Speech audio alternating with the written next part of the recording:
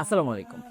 Saudi আরবে অসুস্থ হলে আসলে আমাদের মাথায় কাজ করে না আমরা কোথায় যাব? আমাদের মেডিকেল ইন্সুরেন্স আছে কি নাই? আমাদের ইন্সুরেন্স থাকলে কোথায় কাজ করে?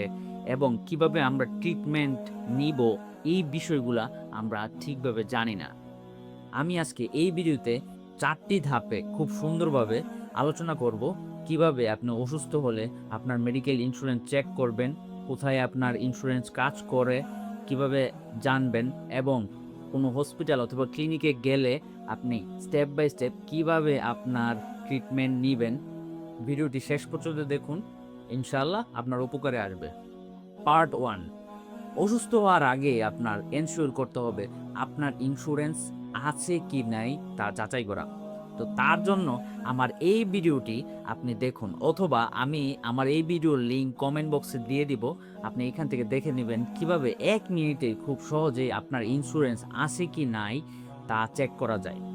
ইন্স্যুরেন্স চেক করার পর আপনি আপনার কভারেজ চেক করবেন। আপনার কভারেজ কোথায় আছে? আপনার ইন্স্যুরেন্সটা কোথায় কাজ করে?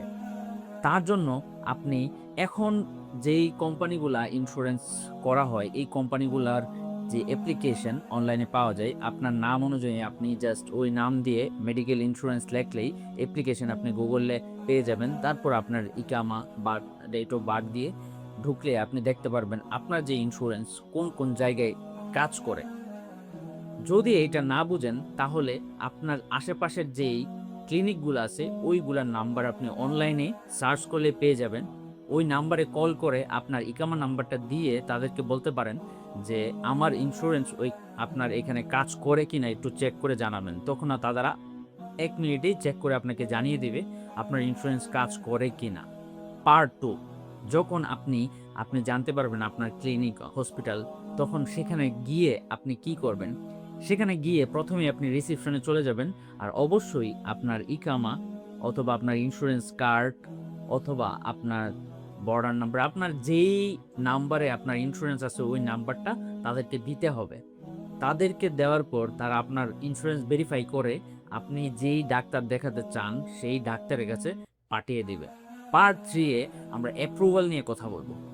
ডাক্তার দেখানোর পর ডাক্তার যদি এমন কোনো সার্ভিস দেয় যার অনুমোদন অথবা অ্যাপ্রুভাল দরকার, অথবা এই সার্ভিসগুলার অ্যামাউন্ট অনেক বেশি, যেই আপনার অ্যাপ্রুভাল লিমিট আছে ৫০০ রিয়াল অথবা ১,০০০ রিয়ালের উপরে, তখন অ্যাপ্রুভালের প্রয়োজন হয়।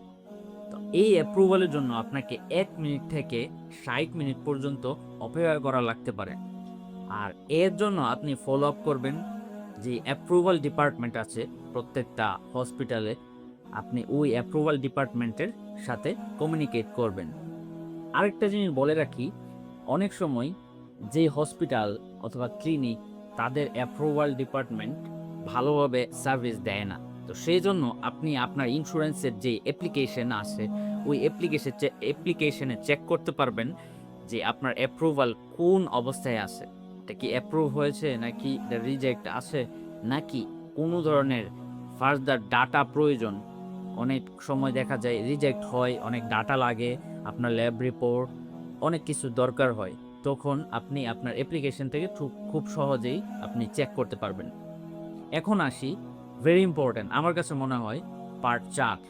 এই ৪ নাম্বার পার্টে আমি আলোচনা করব যদি আপনার অ্যাপ্রুভাল রিজেক্ট হয় আপনি কি করবেন।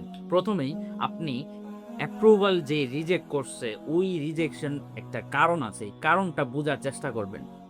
আর কারণটা যদি আপনি বুঝে যান, এই বোঝার পরও যদি ইন্স্যুরেন্স কোম্পানি অনেক সময় তারা একই কোয়েশ্চেন বারবার করতে থাকে, একই কারণ বারবার রিপিট করতে থাকে, আবার দিতে চায় না, ইন্স্যুরেন্স কোম্পানিরও অনেক সময় ফল্ট থাকে।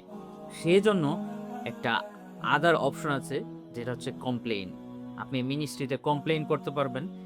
কমপ্লেইন করার ৫ থেকে ১০ দিনের মধ্যে আপনার অ্যাপ্রুভাল আসার সম্ভাবনা খুব বেশি। যদি আপনার রিকোয়েস্টে কোনো ধরনের ভেজাল না থাকে, কোনো ধরনের প্রবলেম না থাকে। আর আপনাদের যদি সেই কমপ্লেইন নাম্বারটা প্রয়োজন হয় তাহলে আপনারা কমেন্ট বক্সে নাম্বার লিখে দিন। আমি আপনাকে আপনার ইনবক্সে নাম্বারটা পাঠিয়ে দেব ইনশাআল্লাহ। এই হচ্ছে স্টেপ বাই স্টেপ প্রসেস আপনি কিভাবে অসুস্থ হলে আপনি হসপিটালে যাবেন অথবা ক্লিনিকে যাবেন, যে আপনার ট্রিটমেন্ট নিজে বুঝে শুনে করাবেন। ভিডিওটি যদি আপনার ভালো লেগে থাকে এবং এই ভিডিওটি যেন আমাদের প্রবাসী ভাইদের সকলের উপকারে আসে, কাইন্ডলি ভিডিওটি শেয়ার করে দিবেন বেশি করে। আসসালামু আলাইকুম ওয়া রাহমাতুল্লাহি ওয়া বারাকাতুহু।